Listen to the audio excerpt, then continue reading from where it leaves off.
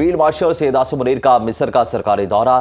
ISPR کے مطابق دورے کا مقصد پاکستان اور مصر کے درمیان عسکری تعاون بڑھانا ہے۔ فیلڈ مارشل عاصم منیر کی مصری وزیر دفاع جنرل عبد المجید سے ملاقات۔ فیلڈ مارشل نے مصر کے chief of staff lieutenant general Ahmed Khalifa Fathi سے بھی ملاقات کی۔ باہمی دلچسپی کے امور، علاقائی سلامتی اور دفاعی تعاون پر تبادلہ خیال کیا گیا۔ ملاقات میں امت مسلمہ کو درپیش چیلنجز پر گفتگو ہوئی۔ فیلڈ مارشل سید عاصم منیر نے کہا مصر پردار اسلامی ملک ہے، پاکستان اور مصر کے درمیان تعاون سے خطے میں امن و استحکام کو فروغ ملے گا۔ ISPR کے مطابق وزارت دفاع کے دورے پر فیلڈ مارشل عاصم منیر کو گارڈ آف آنر پیش کیا گیا۔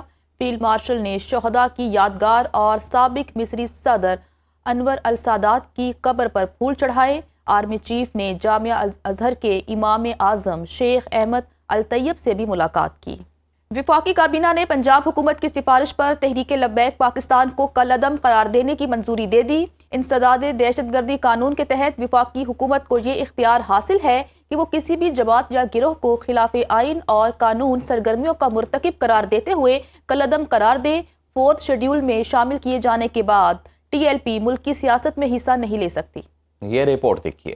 وفاقی کابینہ نے متفقہ طور پر TLP کو کالعدم جماعت قرار دینے کی منظوری دے دی۔ اجلاس کا اعلامیہ جاری کر دیا گیا۔ اعلامیہ کے مطابق پنجاب حکومت کی درخواست پر وزارت داخلہ نے سمری وفاقی کابینہ میں پیش کی۔ وفاقی کابینہ کو TLP کی پرتشدد اور دہشت گردانہ سرگرمیوں پر بریفنگ دی گئی۔ اجلاس کے شرکاء کو بتایا گیا کہ 2016 سے قائم تحریک لبیک پاکستان نے پورے ملک میں شرنگیزی کو ہوا دی۔ اس تنظیم کی وجہ سے ملک کے مختلف حصوں میں شرنگیزی کے واقعات ہوئے۔ 2021 میں بھی اس وقت کی حکومت نے TLP پر پابندی عائد کی تھی۔ 6 ماہ بعد پابندی اس شرط پر ہٹائی گئی کہ یہ تنظیم آئندہ ملک میں بدامنی نہیں پھیلائے گی۔ ماضی میں بھی اس تنظیم کے پرتشدد احتجاج میں سیکورٹی اہلکار اور بے گناہ راہگیر جاں بحق ہوئے۔ بریفنگ اور حکومت پنجاب کی سفارش کے بعد وفاقی کابینہ نے قرار دیا کہ TLP دہشت گردی اور پرتشدد کارروائیوں میں ملوث ہے۔ ضابطے کے تحت وزارت داخلہ TLP پر پابندی کا گیزٹ نوٹیفیکیشن جاری کرے گی۔ انسداد دہشت گردی قانون کے تحت وفاقی حکومت کو یہ اختیار حاصل ہے کہ وہ کسی بھی جماعت یا گروہ کو خلاف آئین و قانون سرگرمیوں کا مرتکب قرار دیتے ہوئے کالعدم قرار دے اور اس پر پابندی عائد کر دی جائے۔ پابندی کے تحت اس جماعت یا گروہ کو 4 شیڈول میں بھی شامل کیا جاتا ہے۔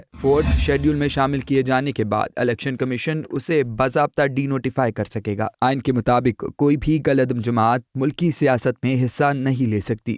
کسی نے زبردستی ہڑتال کرانے کی کوشش کی تو اس کے خلاف دہشت گردی کا پرچہ کٹے گا۔ وزیر اطلاعات پنجاب عظمہ بخاری کی نیوز کانفرنس، کہا کسی کو پنجاب کا امن خراب نہیں کرنے دیں گے، ہتھیار بند جتھوں کو ریاستی ریٹ چیلنج نہیں کرنے دیں گے۔ لاؤڈ سپیکر کا استعمال جمعے کے خطبات اور اذانوں کے لیے ہے۔ افغان شہریوں کے لیے کامنگ آپریشن جاری ہے۔ غیر قانونی طور پر رہائش پذیر لوگوں کو خصوصی سینٹرز میں بھیجا جائے گا۔